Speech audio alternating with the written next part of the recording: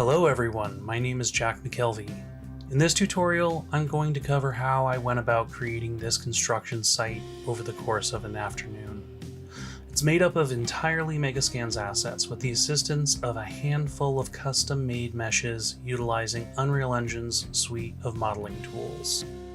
The first thing I did was set aside an area in the map for a zoo containing all of the assets I wanted to use.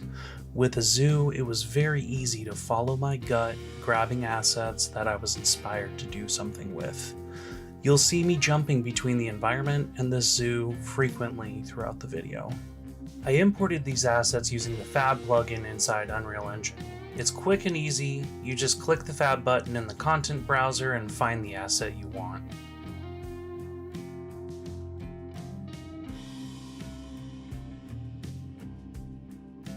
You can also use Fab in Launcher for any other DCC or engine if you want to quickly import assets from Fab.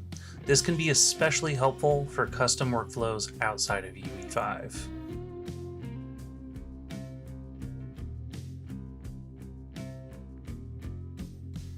In this case, I want to select Unreal Engine 5.6, and clicking Export will bring it into my open project.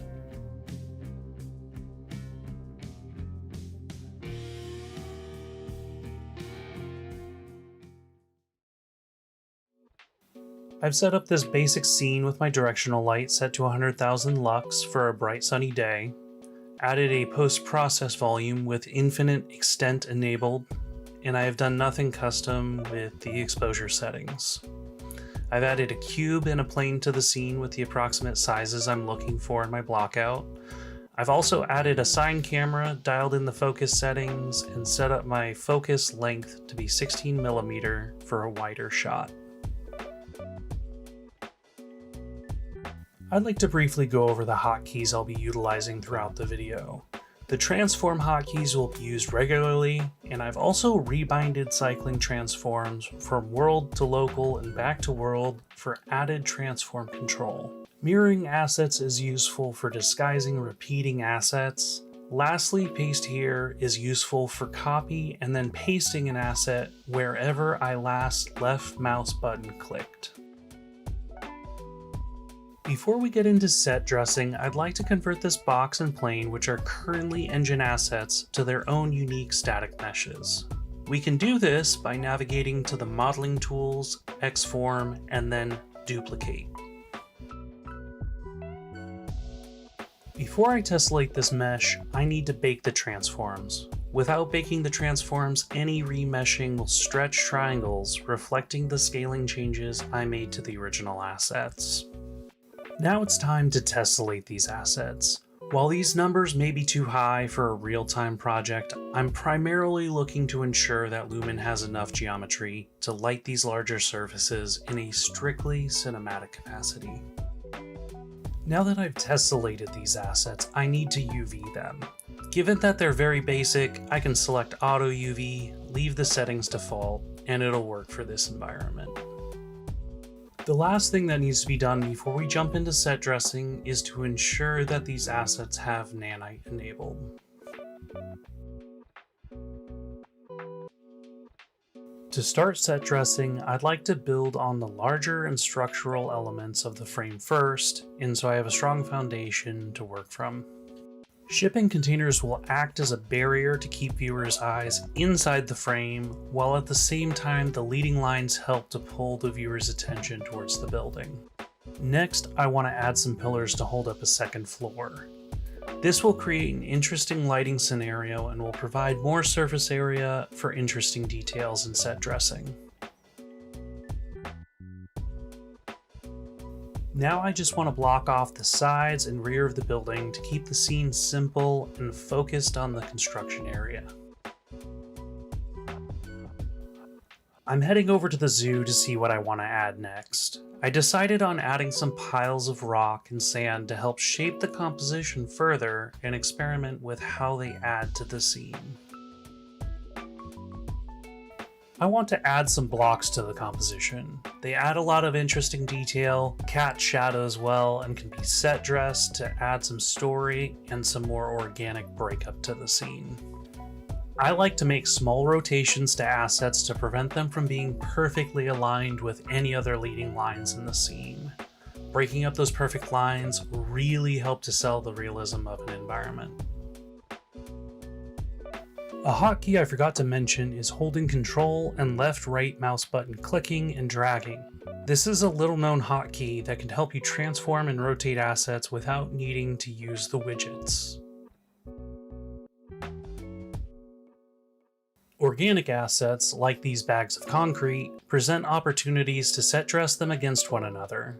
Leaning an asset against another, like how they might be set down by workers, adds a nice touch of realism and makes the space feel more alive. Wherever I start adding assets, I like to build out the story from those anchor points. Since I added bags of cement to the middle right of the scene, I wanted to add a cement mixer to complement those assets. Similar to how I use shipping containers on the left side of the scene, I also want to break up the leading lines of the building to the right. Just like with the cement section, I want to start building out the story for this area, adding waste materials to the surrounding area.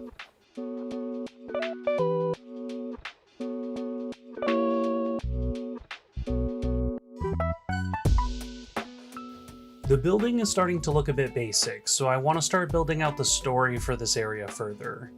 Adding partially constructed areas is a great way to suggest that the building is a work in progress.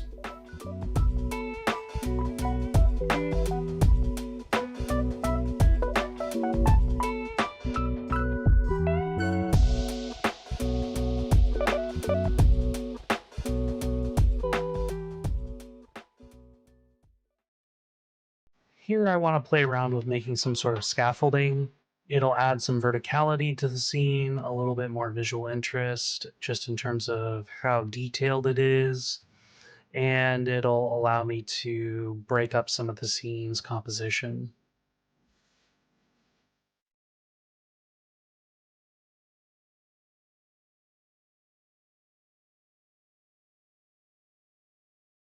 Packed level actors are useful to create reusable prefabs to assist with set dressing.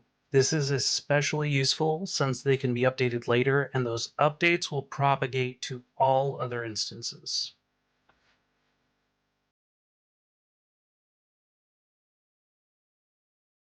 A fast and effective way at reducing repetition is to break apart existing packed level instances, make some changes, and repackage as another variation of the same asset. It's efficient and it's a lot easier than making another version from scratch. Now I'm just gonna copy these scaffolds over to the main scene and I'm just gonna play around with them. I wanna dock my camera and pay attention to how the scaffolds are affecting the scene in different positions. A lot of times I'll just copy over existing assets just to play with the idea that maybe I wanna change something entirely. I'm really liking how the scaffolds are looking on the second floor. They're blocking a lot of the background sky, which I'm not really doing anything fancy with. So I want to make sure to keep the focus on the assets themselves. Now, once again, I'm just playing with the idea of having this scaffolding be more of a focal point. It's not the focal point for the scene, but I definitely want something a little bit taller to contribute to blocking out the main part of the building. And now I'm just gonna go ahead and duplicate the assembly again, and I want to get rid of those bottom posts, and so this can be double stacked.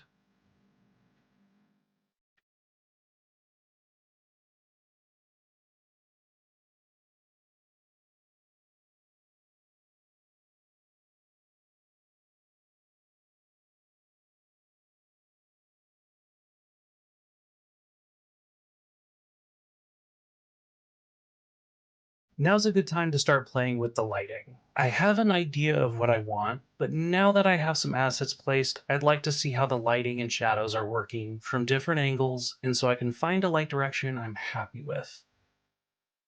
Next, I'd like to take a look at some of the different default lighting settings to see where I can improve the look of the scene. The skylight is too intense, the fog is too visible inside the building, and I want to push the directional light's ambient contribution just a touch.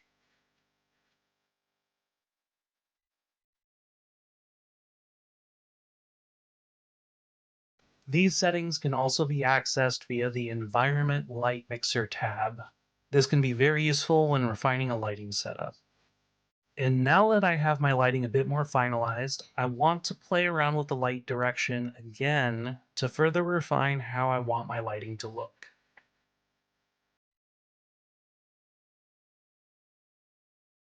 Now that the lighting and set dressing in the midground is coming along, I want to start filling out the foreground with some assets.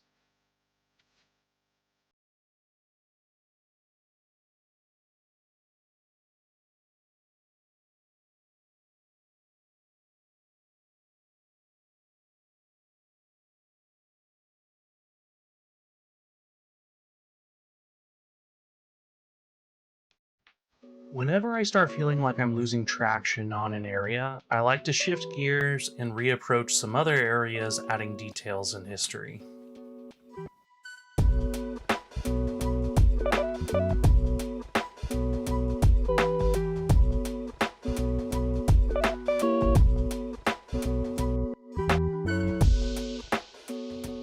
I'm going back to the foreground to work with fresh eyes, and there's a great opportunity to stack up some metal equipment that I haven't used yet. These metal pieces add some great material variation to the scene, and I want to pile it up in a way that will add some more leading lines to my focal point.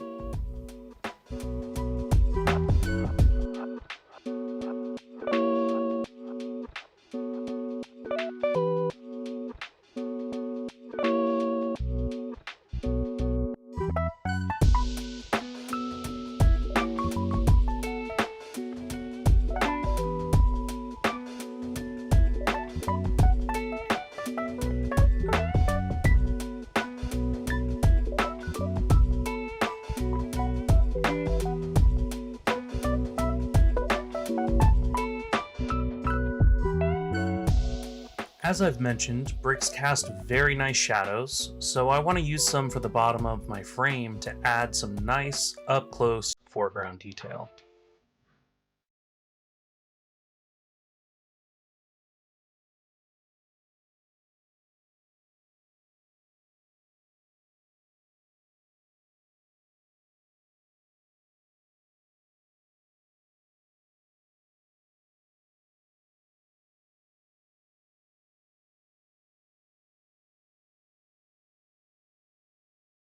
Advancing the story for the cement mixing area, I want to add a ramp, wheelbarrow, and some other props to the area.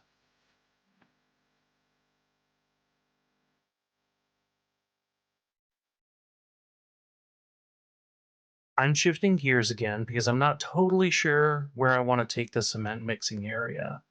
I do need some brick chunks to complement the foreground and suggest that a brick or two were accidentally broken. So I'm set dressing some of those chunks of brick, and I'm going to make it a level instance that I can hand place and quickly update.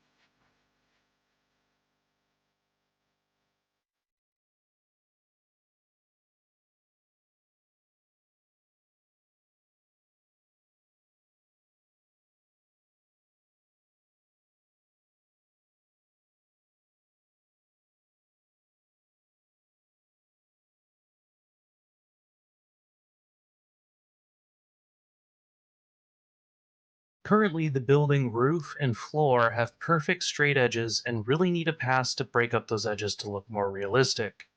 There's a lot of ways to do this, but for a quick cinematic environment, it's enough to take these concrete slabs, resize them, and match them up to the existing geometry as closely as I can.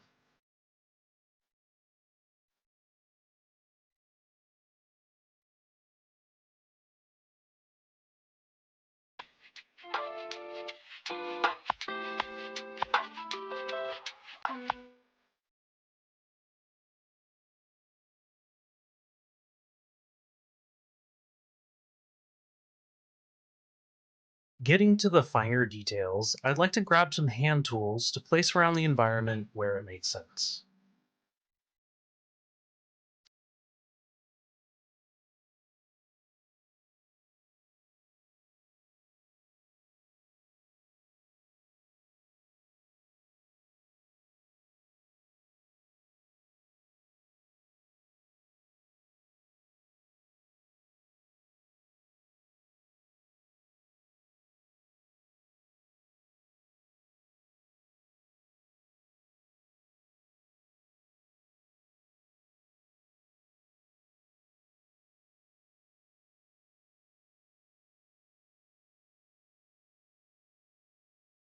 Now that the environment is coming together, I want to add some natural height variation in the ground. The approach I'm taking is by using the Displace tool found in the Modeling mode under the Deform tab.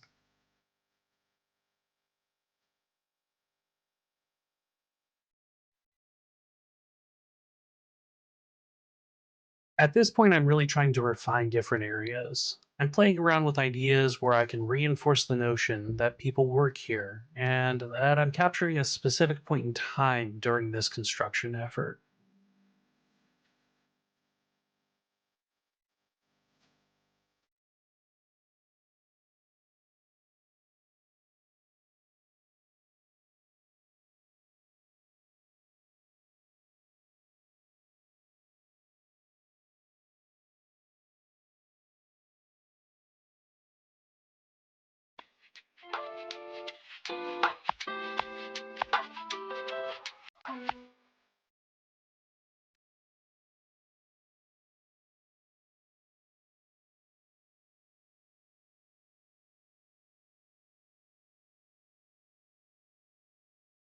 I want to take some time to go over the blend material I'm using for the ground. I have a section for tiling, per layer tiling controls, texture parameters that loop into adjustments for each texture, make material attributes for each respective layer, and then I blend the layers using material layer blends. If we take a closer look at the paint named reroute node, we'll find what's driving the layer blending. Instead of vertex painting, we're going to utilize a mesh paint texture to paint these layers to our mesh. I need to select my ground mesh, navigate to the mesh painting section in the details panel, and override the advanced settings. Now I can go to the mesh paint mode, select the texture color tab, and then click the add button to add a virtual texture to my mesh. From there, I can paint layers to my heart's desire. Now I'll simply repeat the process and start experimenting with painting my layers to complement the existing set dressing.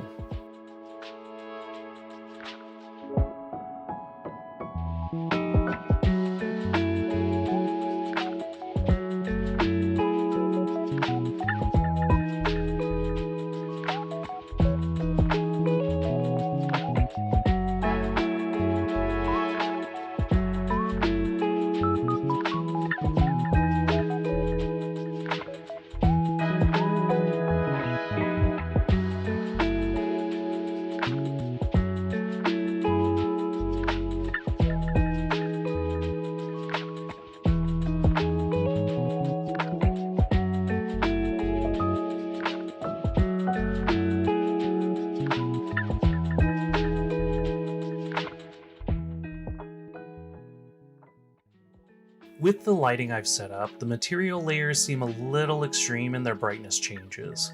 So I'm going to go through the layers to try and better match the look of the layer I like the most.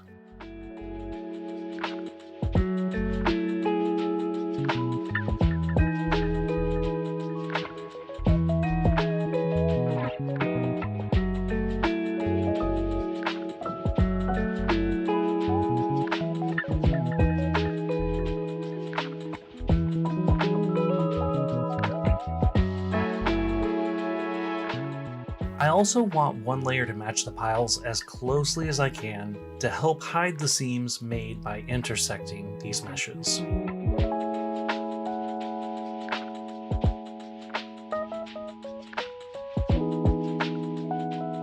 I've downloaded 3 decals that are not included in this collection to add some weathering and cover up some seams. This is a very powerful technique to add a level of polish to the seam. You'll also notice that I frequently use surface snapping when working with decals, which helps to reduce the time needed to get the correct orientation of a decal when placing it.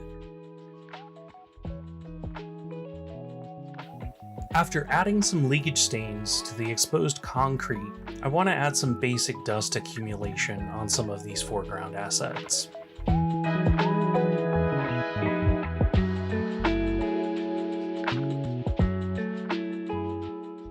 While looking for decals, I also grabbed a few rocks that were not included in this collection. I feel like it rounds out the blend material quite nicely and gives a little bit more depth.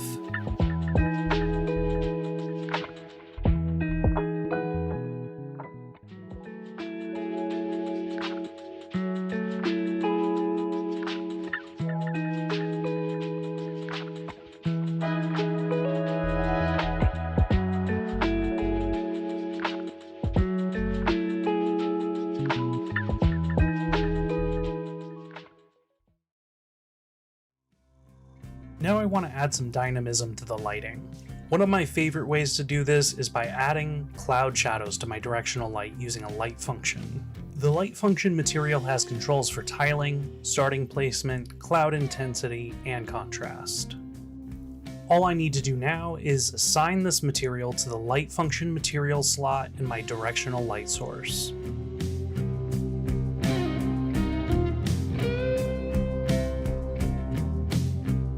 There's several other things I'd like to do now. First, I want to angle my main shot to be lower since there's so much sky in the frame with nothing really in it. I moved some stuff around in the foreground to add some natural shadows that act like a vignette, and now I want to use the scaffolding to add some long shadows to help break up the even lighting.